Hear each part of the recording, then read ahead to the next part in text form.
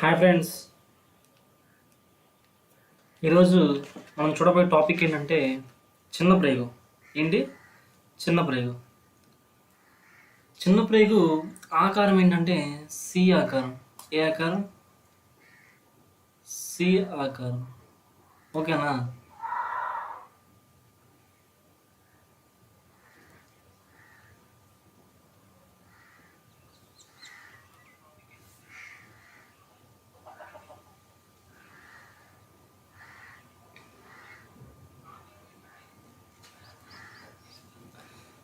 చిన్న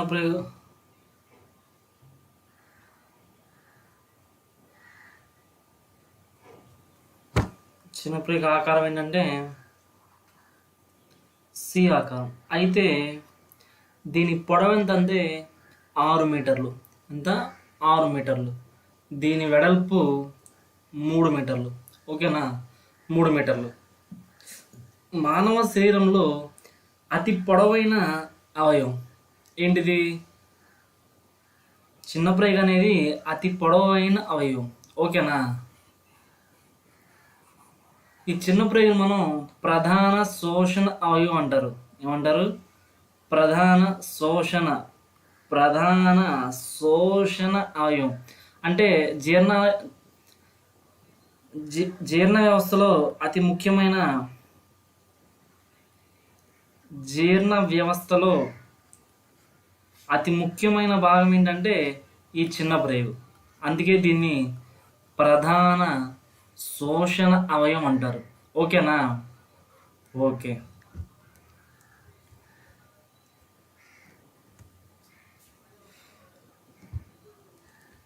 దీనిలో చిన్న ప్రేగులో 3 భాగాలు ఉన్నాయి అన్నమాట. ఏంటవి? Duodenum, jejunum, ileum. డియోడినం అంటే ఏంటి? డియోడినం అంటే ఆంత్రమూలం. ఏంటి? ఆంత్రమూలం. జెజ్జునం అంటే ఏంటి? జెజ్జునం అంటే మధ్యాంత్రికం.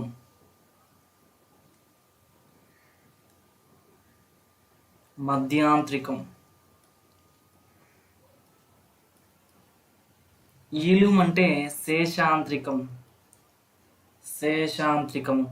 ఓకేనా? Duodenum, jejunum, ileum. డియోడినం అంటే ఏంటి? తెలుగులో ఆంత్రమూలము. జెజ్జునం అంటే మధ్యాంత్రికము. ఈలియం అంటే శేషాంత్రికము. ఓకేనా? ఓకే. అయితే ఈ డియోడినంలో అబ్జార్ప్షన్ అనేది మొదలవుతుంది. అంటే జీర్ణక్రియ అనేది ఈ డియోడినం దగ్గర మొదలైంది. ఎందుకంటే ఈ డియోడినం అంటే ఏంటి? ఆంత్రమూలము. ఈ ఆంత్రమూలం ఈ సి ఆకారంలో ఉంటుంది. సో ఈ ఆంత్రమూలం లోపలి భాగంలో ఏముంటుందంటే క్లోమ్ ఉంటుంది. ఓకేనా? ఆంత్రమూలం లోపలి భాగంలో క్లోమ్ ఉంటుంది. అలాగే ఆంత్రమూలం పై భాగంలో కాలేయం ఉంటుంది. అలాగే ఆంత్రమూలం లోపల భాగంలో క్లోమం ఉంటుంది. ఓకేనా? సో ఈ క్లోమము, ఈ కాలేయము, అలాగే ఈ ఆంత్రమూలం, ఇందులో ఎంజైమ్స్ ఉంటాయి. సో ఈ 3 ఎంజైమ్స్ ఉండడం వల్ల ఆహారం అనేది జీర్ణం అవుతుంది. ఓకేనా? క్లోమంలో మనం ఎంజైమ్స్ ఆల్రెడీ చూసాం, అవునా కాదా? కాలేయంలో ఎంజైమ్స్ లేకపోయినా సరే జీర్ణం చేస్తుంది కాలేయం అనేది. ఓకేనా? ఓకే. అయితే ఇక్కడ అబ్జార్ప్షన్ అనేది మొదలవుతుంది అనమాట. ఎక్కడ? డియోడినంలో అబ్జార్ప్షన్ అనేది మొదలవుతుంది. Absorption takes place. మరి జెజ్జునంలో ఏమవుతుందంటే మెజారిటీ అబ్జార్ప్షన్ అనేది ఈ జెజ్జునం దగ్గర మొదలవుతుంది. అలాగే ఈలియం దగ్గర ఏమవుతుందంటే ఇది ఏం చేస్తుందంటే B12 విటమిన్ని ప్రొడ్యూస్ చేస్తుంది అనమాట. ఏం చేస్తుంది? B12 విటమిన్ని ప్రొడ్యూస్ చేస్తుంది. ఓకేనా? ఓకే. ఇప్పుడు మనం డియోడినం గురించి తెలుసుకుందాం. ఎందుకంటే అబ్జార్ప్షన్ అనేది అక్కడే మొదలవుతుంది. ఓకేనా? ఫిగర్ చూసారు కదా? Duodenum, jejunum, ileum. ఓకేనా? డియోడినం అంటే ఏంటి? అం ఆంత్రమూలము ఆంత్రమూలము. అలాగే జజ్జునం అంటే ఏంటి? జజ్జునం అంటే శేషాంత్రికం, మధ్యాంత్రికం. జజ్జునం అంటే మధ్యలో మధ్యాంత్రికం. ఈలియం అంటే శేషాంత్రికం. ఓకేనా? మీరు ఇంగ్లీష్లో గుర్తుపెట్టుకోవడం చాలా మంచిది. తెలుగులో కన్ఫ్యూజ్ అవుతాడు. తెలుగులో ఖచ్చితంగా కన్ఫ్యూజ్ చేస్తారు వాడు. ఓకేనా? ఓకే.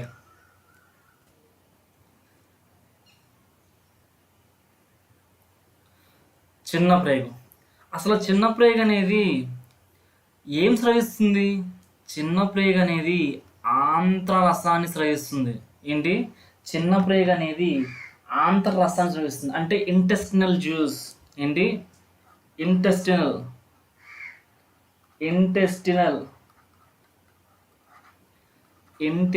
జ్యూస్ ఆంత్రరసాన్ని స్రవిస్తుంది. మరి ఈ ఆంత్రరసం యొక్క pH ఎంత? 7.5 to 8 అనమాట. ఓకేనా? 7.5 నుండి 8. ఓకే. చిన్న ప్రేగు ఏం చేస్తుంది? ఆంతర్రసాన్ని స్రవిస్తుంది. ఓకేనా? దీని pH 7.5 to 8. ఇంగ్లీష్లో మనం దీన్ని ఇంటెస్టినల్ జ్యూస్ అంటాం. ఏంటి? ఇంటెస్టినల్ జ్యూస్ అంటాం. మరి ఈ ఆంతర్రసంలో 2 రకాల గ్రంథులు ఉంటాయి. ఏంటి? ఆంతర్రసంలో 2 రకాల గ్రంథులు ఉంటాయి. ఇవి ఏం చేస్తాయి అంటే, ఒకటి బన్నార్ గ్రంథులు, లిబ్బర్ కున్ గుహికలు. ఓకేనా? ఈ బన్నార్ గ్రంథులు అంటే ఏంటంటే, ఇది శ్లేష్మాన్ని స్రవిస్తుంది. ఈ బన్నార్ గ్రంథులు ఏం చేసిందంటే శ్లేష్మాన్ని స్రవిస్తుంది. మరి ఈ లిబ్బర్ కున్ గుహికలు ఏం చేస్తుందంటే ఇది సర్కస్ ఎంటరికస్ని స్రవిస్తుంది. సర్కస్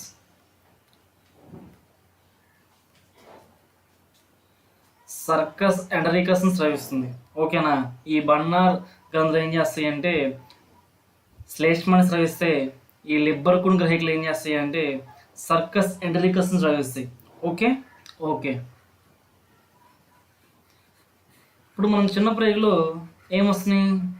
చిన్న ప్రేగులో చూస్తే డియోడినంలో, ఈ డియోడినంలో ఆంతర్రసాన్ని స్రవిస్తుంది అన్నమాట డియోడినం అనేది. మరి కాలేయం ఏం స్రవిస్తుంది? కాలేయం అనేది పైత్యరసాన్ని స్రవిస్తుంది. మరి క్లోమం అనేది ఏం స్రవిస్తుంది? క్లోమ రసాన్ని స్రవిస్తుంది. ఓకేనా? మరి జీర్ణాశయం అనేది ఏం స్రవిస్తుంది? జీర్ణాశయం అనేది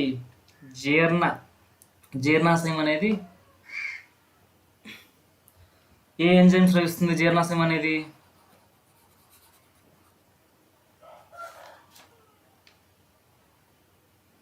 జఠర రసాన్ని స్రవిస్తుంది. ఓకేనా? జీర్ణాశయం అనేది జఠర రసాన్ని స్రవిస్తుంది. అంటే కాలేయము పైత్యరసం, క్లోమం అనేది క్లోమరసం, జీర్ణాశయం అనేది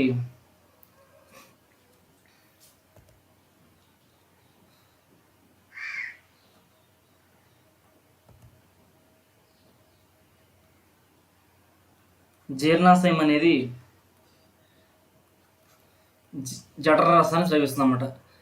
ఇలా ఈ ఎంజైమ్స్ ఉండడం వల్ల మనం తిన్న ఆహారం ఏమవుతుంది? జీర్ణం అవుతుంది. ఓకేనా? ఇప్పుడు ఆంతర్రసం గురించి చూస్తే ఆంతర్రసం pH ఎంత? 7.5 to 8 అనమాట. ఓకేనా? ఓకే. మరి ఈ బన్నార్ గ్రంథులు ఏం చేస్తాయి? శ్లేష్మాన్ని స్రవిస్తాయి. ఈ బన్నార్ గ్రంథులు అనేవి శ్లేష్మాన్ని స్రవిస్తాయి. ఇవి అయితే ఇప్పుడు ఈ లిబ్బర్ కున్ గుహికలు ఉన్నాయి కదా, ఇవి సర్కస్ ఎంటరికస్ని స్రవిస్తాయి కదా.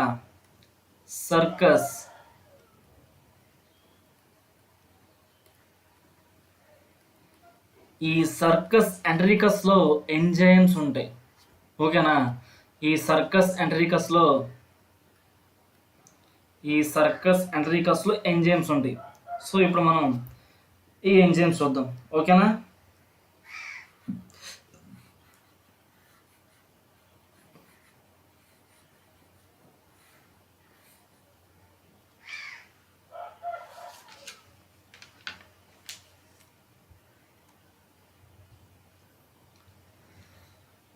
ఆంతరరసంలో ఉండే ఎంజైమ్స్ అంటే డియోడినంలో ఉండే ఎంజైమ్స్ అన్నమాట. ఇవి సర్కస్ ఎంట్రికస్ అనేవి ఈ ఎంజైమ్స్ స్రవిస్తున్నాయి, ఓకేనా. ఫస్ట్ ఎంజైమ్ యాంటిరోకైనేజ్ మిస్ అయింది ఇక్కడ. యాంటిరోకైనేజ్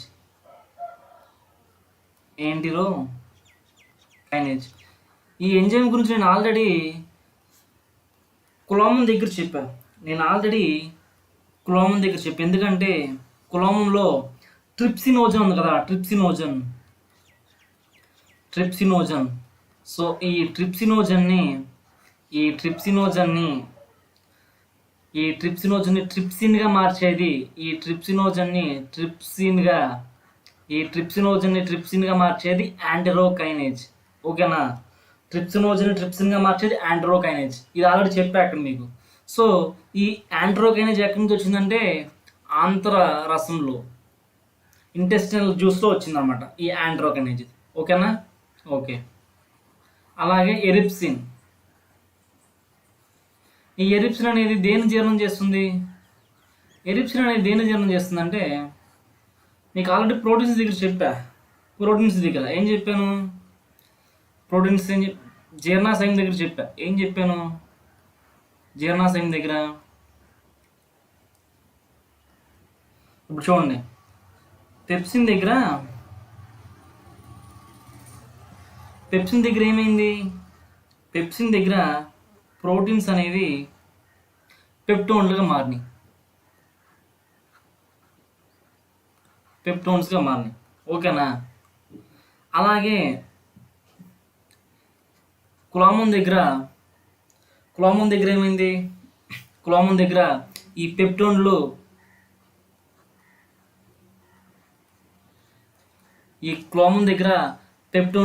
పాలీపెప్టోన్లుగా మారినాయి, ఓకేనా. పాలీపెప్టోన్స్ ట్రిప్సిన్ ద్వారా, ఓకే. అలాగే ఇక్కడ ఎరిప్సిన్ ద్వారా ఈ పాలీపెప్టోన్లు అమైనో ఆమ్లాలుగా మారతాయి. అంటే ప్రోటీన్ల చివరి రూపం అమైనో ఆమ్లాలు అని అర్థం, గుర్తుపెట్టుకోండి. కార్బోహైడ్రేట్స్ చివరి రూపం ఏంటి? గ్లూకోజ్, మాల్టోజ్ చక్కెర.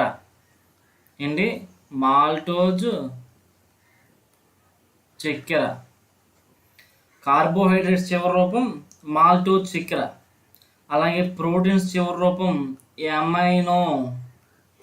అమైనో ఆమ్లాలు, ఓకేనా. అమైనో ఆమ్లాలు. ఎరిప్సిన్ ఏం చేసింది? ప్రోటీన్స్ని జీర్ణం చేసింది. ఏ ప్రోటీన్లు పెప్టోన్లుగా మారింది. ఎక్కడ పెప్టోన్లుగా మారింది? జీర్ణాశయంలో పెప్టోన్లుగా మారినాయి అనమాట. ఆ పెప్టోన్లు కాస్త క్లోమం దగ్గర పాలీపెప్టోన్లుగా మారినాయి. ఆ పాలీపెప్టోన్లు కాస్త ఆంతర్రసంలో అమైనో ఆమ్లాలు, అంటే పూర్తిగా జీర్ణం అనమాట, అమైనో ఆమ్లాలు అయిపోయినాయి, ఓకేనా. అంటే ఎరిప్సిన్ దేన్ని జీర్ణం చేస్తుంది? ఎరిప్సిన్ అనేది ప్రోటీన్లను జీర్ణం చేస్తుంది. ప్రోటీన్లను, ఓకే. ఇంకా మిగిలినవన్నీ ఇవన్నీ ఏంటంటే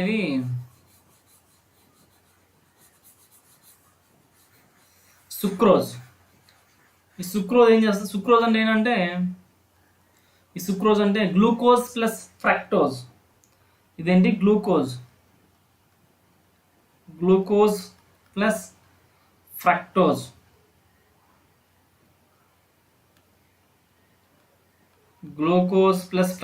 రెండు కలిపి మనం సుక్రోజ్ అంటాం, ఓకేనా. ఓకే.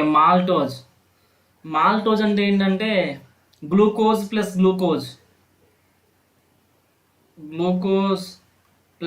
గ్లూకోజ్ని మనం మాల్టోజ్ అంటాం. మరి లాక్టోజ్ ఏంటంటే glucose plus galactose. Glucose plus galactose, glucose plus galactose.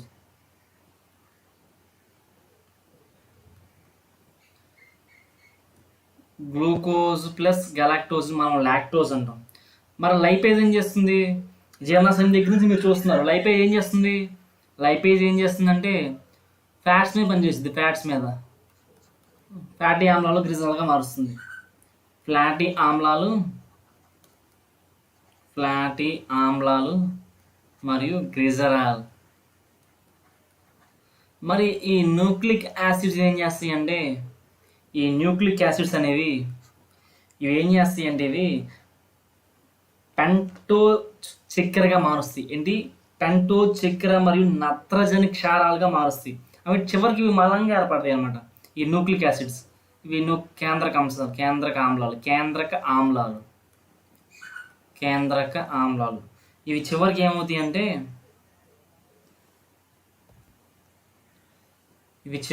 అంటే ఈ న్యూక్లిక్ యాసిడ్స్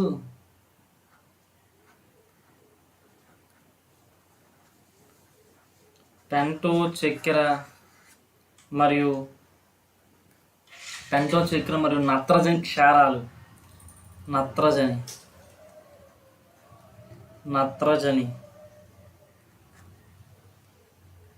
క్షారాలుగా మారుతాయి అన్నమాట. అంటే చివరికి ఇవి మలంగా మారుతాయి. ఈ కేంద్రక ఆమ్లాలు అనేవి చివరికి మలంగా మారుతాయి. పెంటో చక్కెర మరియు నత్రజని క్షారాలుగా మారుతాయి. మరి లైపేజ్ ఏం చేస్తుంది? లైపేజ్ అనేది ఏమైందంటే ఫ్లాటీ ఆమ్లాలు మరియు గ్లిజరాల్గా మారుతాయి. చివరికి అవి ఫ్యాట్స్ని జీర్ణం చేస్తాయి. లైపేజ్ అనేది చెప్పుకున్నాం మనం 3 చాటుకే వచ్చిందనమాట. జీర్ణాశయం దగ్గర కానీ, క్లోమం దగ్గర కానీ, ఇక్కడ కానీ, ఆంతరరసంలో కానీ. మరి లాక్టోజ్ అంటే ఏంటి? లాక్టోజ్ అంటే గ్లూకోజ్ మరియు గెలాక్టోజ్ని మనం లాక్టోజ్ అంటాం. మాల్టోజ్ అంటే గ్లూకోజ్ ప్లస్ గ్లూకోజ్ని మనం మాల్టోజ్ అంటాం. ఓకేనా? మరి సుక్రోజ్ అంటే గ్లూకోజ్ మరియు ఫ్రక్టోజ్ని సుక్రోజ్ అంటాం. ఓకేనా? ఓకే. తర్వాత ఆంత్రములో ఒక పార్ట్ చెప్పుకున్నాం. ఏంటిది? 3 భాగాలు ఉన్నాయి. చిన్న ప్రేగులో 3 భాగాలు ఉన్నాయి. ఒకటి ఆంత్రమూలం అంటే డియోడినం, రెండవది జెజ్జునం. సో ఈ జెజ్జునం ఏంటంటే మేజర్ అబ్జార్ప్షన్ టేక్స్ ప్లేస్. ఇక్కడే మేజర్ అబ్జార్ప్షన్ అనేది ఇక్కడే జరుగుతుంది ఈ జెజ్జునంలో. ఓకేనా? అలాగే ఇది ఎలా ఉంటుందంటే ముడతలు పడినట్లుగా ఉంటుంది అనమాట. సో ముడతలు పడిన భాగం ఎక్కడ ఉందంటే జెజ్జునం. ముడతలు పడిన భాగం ఏంటిది? జెజ్జునం. ఇందులో ఏం జరుగుతుంది? Major absorption takes place. మరి ట్రూలీ అబ్జార్ప్షన్ టేక్స్ ప్లేస్ అంటే ఎక్కడ ప్రారంభమవుతుంది? అబ్జార్ప్షన్ ఎక్కడ ప్రారంభమవుతుంది అంటే డియోడినంలో, ఆంత్రమూలంలో. మరి జెజ్జునం దగ్గర ఏమైంది? Major absorption takes place. ఓకేనా? ఓకే. తర్వాత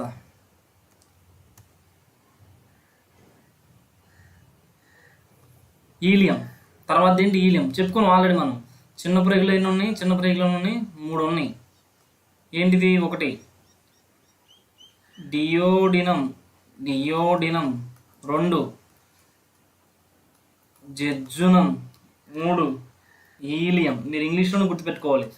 దీన్ని మనం ఏమంటాం? ఆంత్రమూలం అంటాం. దీన్ని ఏమంటాం? మధ్యాంత్రికం. దీన్ని శేషాంత్రికం.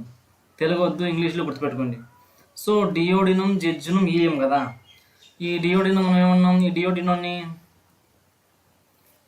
డియోడినం ఇక్కడ అబ్జార్ప్షన్ ట్రూలీ బిగిన్. ఇక్కడే బిగిన్ అయింది అబ్జార్ప్షన్ అనేది. ఇక్కడ మెజారిటీ అబ్జార్ప్షన్ టేక్స్ ప్లేస్ ఎక్కడ? జెజ్జునం దగ్గర. ఇప్పుడు ఈలియం చూస్తున్నాం. ఓకేనా? ఈలియం అనేది ఏం చేస్తుందంటే B12 విటమిన్ని తయారు చేస్తుంది. ఏం చేస్తుంది? ఈలియం అనేది B12 విటమిన్ని తయారు చేస్తుంది. ఓకే.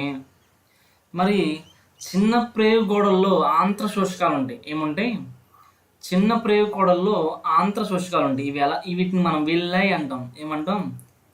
విల్లై అంటాం. వీటిని ఎలా ఉంటాయి అంటే ఇవి బొటనవేలు ఉంది కదా, బొటనవేలులాగా ఉంటాయి అనమాట. బొటనవేలులాగా ఇలా ఉంటాయి. సో ఇందులో ఏముంటాయి అంటే ఒక 2 నాణాలు ఉంటాయి. ఇలా ఉంటాయి అనమాట. ఇలా ఉంటాయి అన్నమాట. లోపల ఉంటాయి ఇలా. ఆ 2 నాళాలు ఏంటో తెలుసా? ఇది ఒకటి రక్తకేశ నాళికలు, 2 శోషరస నాళికలు. ఓకేనా? రక్తకేశ నాళికలు, శోషరస నాళికలు. మరి ఈ రక్తకేశ నాళికలు ఏం చేస్తాయో తెలుసా మీకు?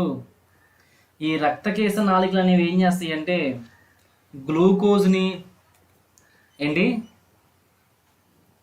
గ్లూకోజ్ని అలాగే ప్రోటీన్స్ని జీర్ణం చేస్తాయి అనమాట. శోషణం చేసుకుంటాయి, జీర్ణంగా శోషణం చేసుకుంటాయి. గ్లూకోజ్ని అలాగే ప్రోటీన్స్ని శోషణం చేసుకుంటాయి.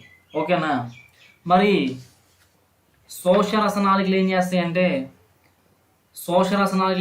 అంటే ఫ్యాట్స్ని, కొవ్వుల్ని శోషణం చేసుకుంటాయి. ఓకేనా? గ్లూకోజ్ అంటే మీకు తెలుసు కదా, కార్బోహైడ్రేట్స్. ప్రోటీన్స్ అంటే మీకు తెలుసు, ప్రోటీన్స్ అంటే అమైనో ఆమ్లాలు. కార్బోహైడ్రేట్స్ని, ప్రోటీన్స్ని శోషణం చేసుకుంటాయి. అంటే గ్లూకోజ్ అంటే కార్బోహైడ్రేట్స్ అంటే గ్లూకోజ్, ప్రోటీన్స్ అంటే అమైనో ఆమ్లాలు. పాయింట్ అర్థమైంది అక్కడ మీకు? ఇదే చాలా ఇంపార్టెంట్ పాయింట్. ఇక్కడ ఏంటంటే ఇక్కడ రక్తకేశ నాళికలు ఏం చేస్తాయంటే రక్తకేశ నాళికలు శోషణం చేసుకుంటాయి. దేన్ని?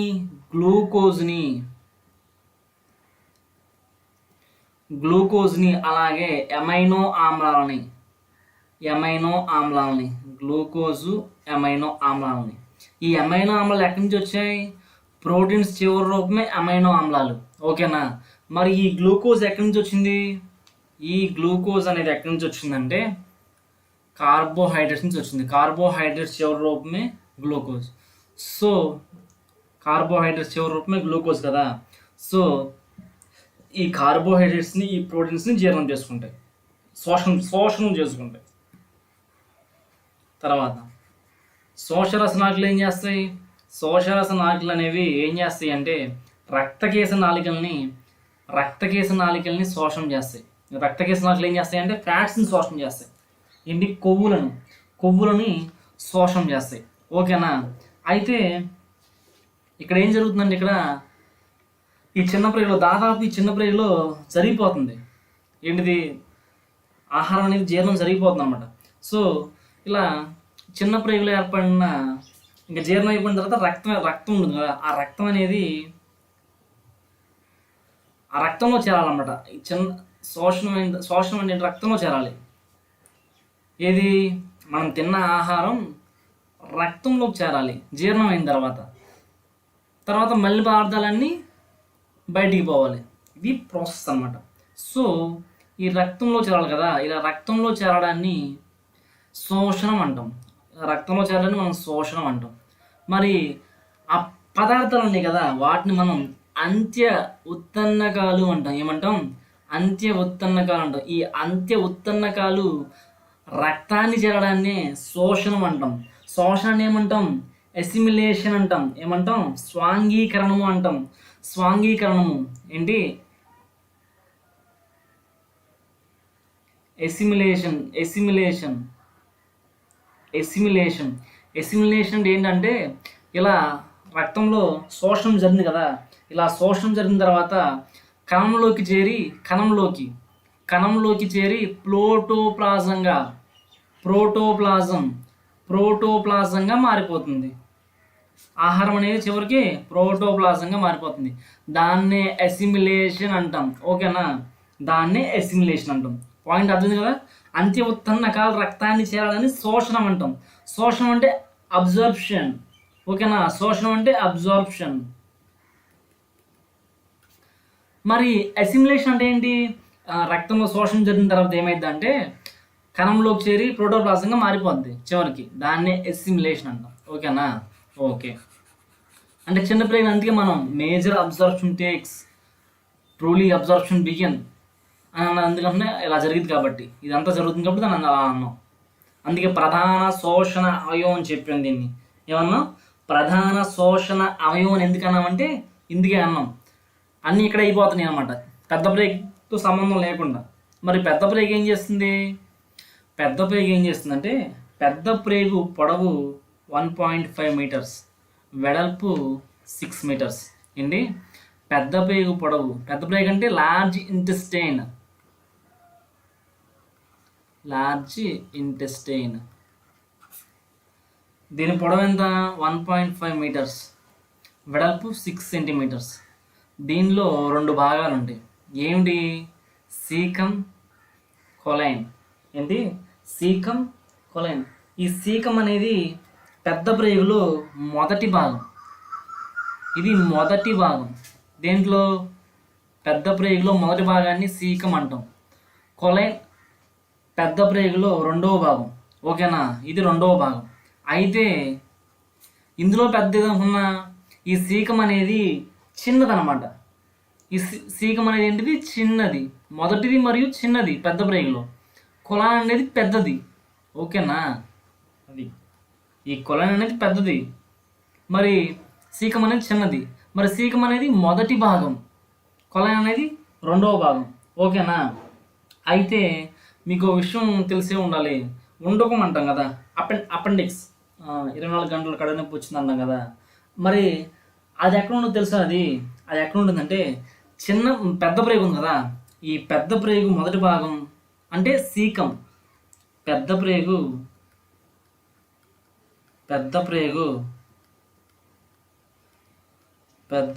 మొదటి భాగం మరియు చిన్న ప్రేగు చివరి భాగం. చిన్న ప్రేగు చివరి భాగం అంటే ఏంటి? చిన్న ప్రేగు చివరి భాగం. పెద్ద ప్రేగు మొదటి భాగం అంటే సీకం. చిన్న ప్రేగు మొదటి భాగం అంటే, చిన్న ప్రేగు చివరి భాగం అంటే ఈలియం. ఈ రెండు కలిసే ప్రదేశంలో వండుకం ఉంటుందమ్మా. ఓకేనా? ఈ వండుకం తెలుసు కదా. ఈ వండుకం ఏం చేస్తుంది? ఇది ఒక అవశేష అవయవం, అంటే యూజ్లెస్ అనమాట. ఈ వండుకం అనేది యూజ్లెస్ అనమాట. అయితే ఈ వండుకంలో వ్యర్థ పదార్థాలు చేరాయి అనుకోండి. ఈ వండుకంలో వ్యర్థ పదార్థాలు చేరితే మనకి 24 గంటల కడుపు నొప్పి వస్తుంది.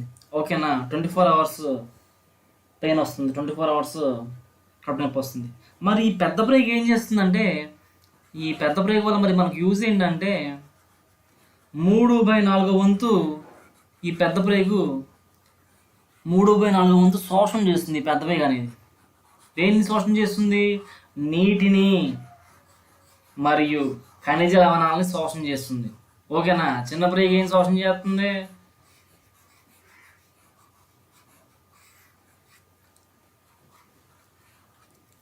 పెద్ద ప్రేగు దేని శోషణ చేస్తుంది? పెద్ద ప్రేగు దేని శోషణ చేస్తుందంటే నీరుని, అలాగే ఖనిజ లవణాలను. నీరుని, ఖనిజ లవణాలని 3/4% శోషణం చేస్తుంది పెద్ద ప్రేగు. ఓకేనా? అర్థమైందా? అలాగే ఇది మలాన్ని తయారు చేస్తుంది. ఈ పెద్ద ప్రేగు అనేది మలాన్ని తయారు చేస్తుంది. సో పాయువు ద్వారా ఆ మలం బయటకు వెళ్ళిపోతుంది. ఓకేనా? అది మ్యాటర్. అయితే ఇందులో ఈ కొలైన్లో ఒక 4 భాగాలు ఉంటాయి. ఓకేనా? కొలైన్లో 4 భాగాలు ఉంటాయి. ఏంటి అవి? ఒకటి ascending కొలైన్, transverse కొలైన్, descending కొలైన్, sigmoid కొలైన్. Ascending కొలైన్, transverse కొలైన్, descending కొలైన్, sigmoid కొలైన్. ఓకేనా? ఈ పెద్ద ప్రేగులో ఈ మలాన్ని తయారు చేస్తుంది కదా. ఎందుకు మలాన్ని తయారు చేస్తుందంటే ఇందులో పెరిస్టాల్టిక్ చలనాలు ఉంటాయి. ఏమంటే పెరిస్టాల్టిక్